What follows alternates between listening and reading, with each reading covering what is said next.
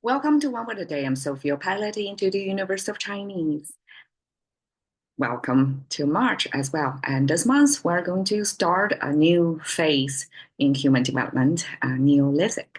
And that's when not only Chinese, but um, all humanities in whatever stage of their development, once enter their Neolithic age, according to the classifications of scholars. Of course, these are just super simplification of how humans develop.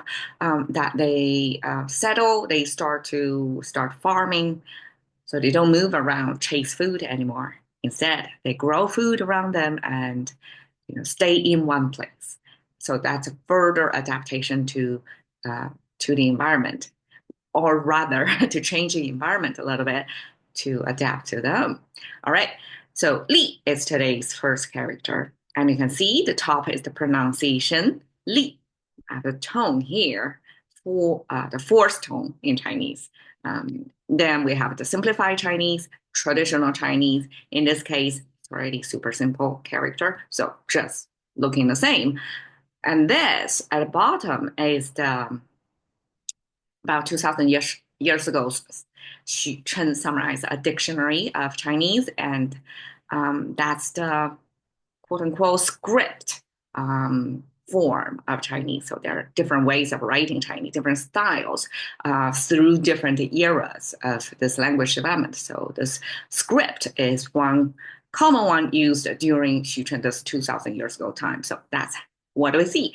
And in that version, we can still see many preserved features of Chinese that still mimicking, still have a close representation of its roots.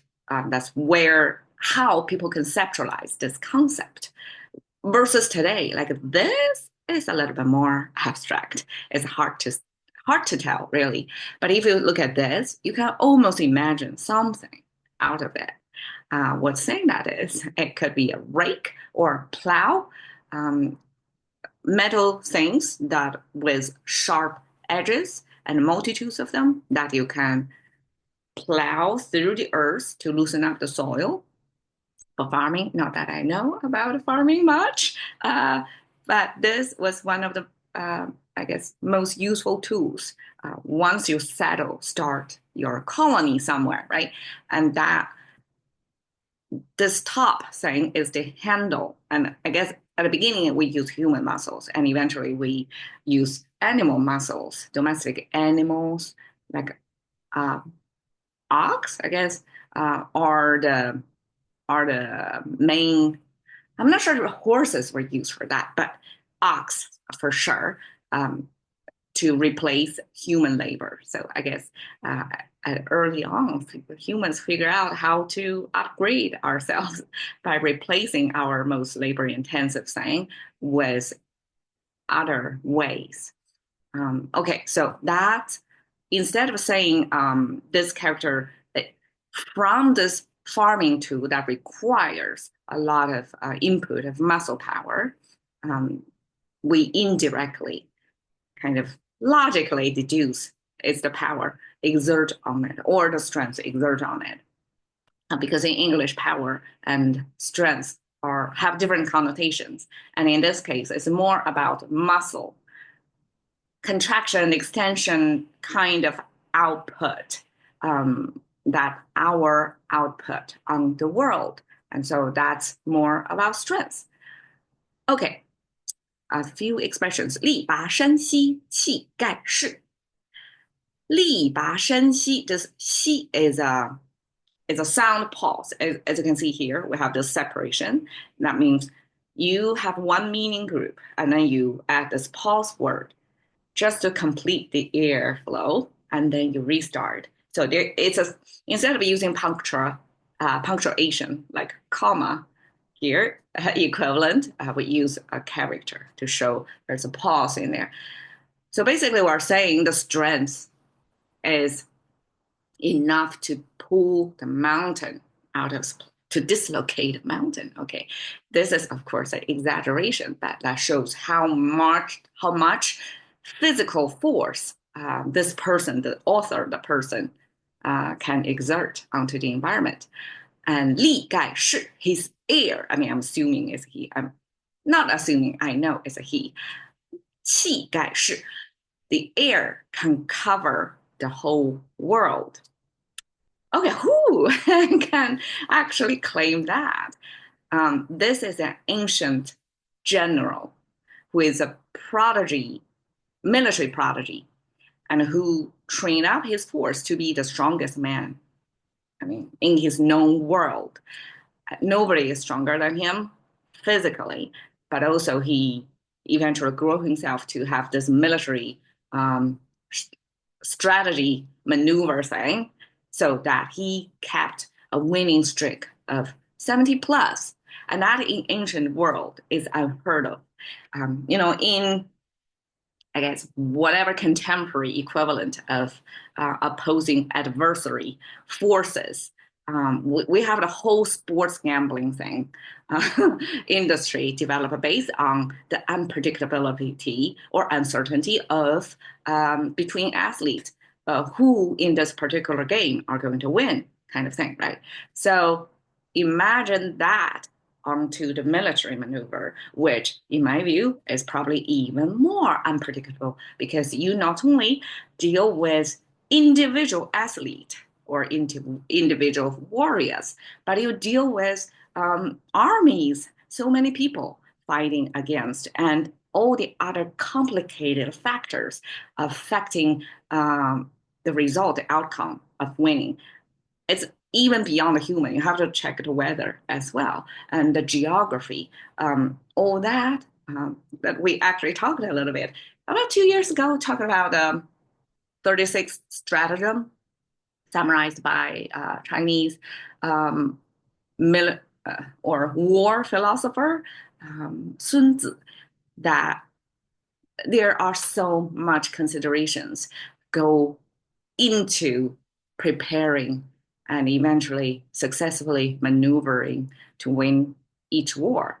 And this war hero in his tribe that would be such a fear instilling enemy to his opponent's side was such a figure, had a long, like unheard of record, long streak of winning. And therefore, he is really in the position of such a, I guess, it's not gone kick scan in that scale, but it's a local, I guess, on a regional level before he grew up even bigger until he meet his match. Okay, so before then, he would have this air cover the world, meaning he's the energy from him, the vibe, this qi, this air, this um, this vibration, you can almost say, from him would cover whoever is opposing his air. His air will, I guess, smooth out the enemy side. Okay, 吃力不讨好. 吃力 is a Chinese expression that use eat with force. In this case, strength and force, I guess, depends on strength is internal without exerting our strength yet. That shows the force onto something else. So force is external. When you eat force in Chinese way, that's viewed as you exert yourself. You have to eat means you have to take it as it came to you. So you cannot choose, you cannot opt out. You have to take it.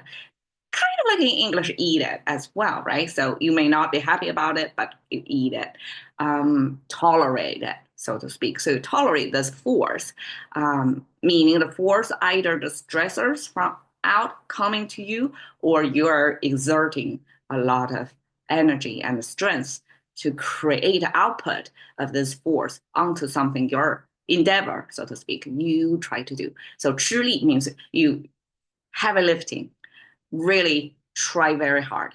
And the result is not demand goodwill. 讨好, 讨 means you ask for. So you so much effort, but the result is you're not asking for goodwill from other people. Goodwill means recognition, appreciation. So there are situations when you feel like you spend a lot of yourself, but you're not seeing the reciprocally the result as you expected. That's how Chinese describe it. 吃力不讨好.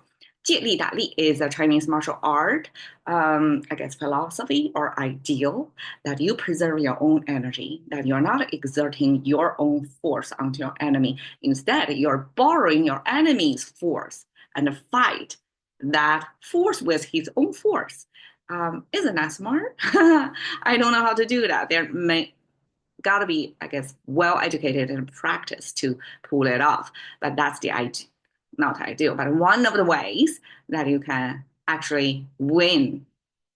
That you don't overexerting yourself or you preserve. But you're using your enemies. You know how to use your enemy's force to exhaust your enemy first. Okay, and this is the laterally imagined look of the general riding on a horse, of course, and with these weapons on him, and with a lot of facial hair and even a man bang in today's lingo. So he wrote this poem. At the end of the year, I'm going to incorporate his poem because throughout the history, majority of the poems left with us today are made by quote unquote literature men who are specialized to be the voice. But a few generals through history, they have their blood in the game, so to speak, and survived, and their voice captured in their poems are even more precious. And so I'm happy to share that with the world. Look forward to that. And here we go. Lead strengths. Thank you for your time. See you another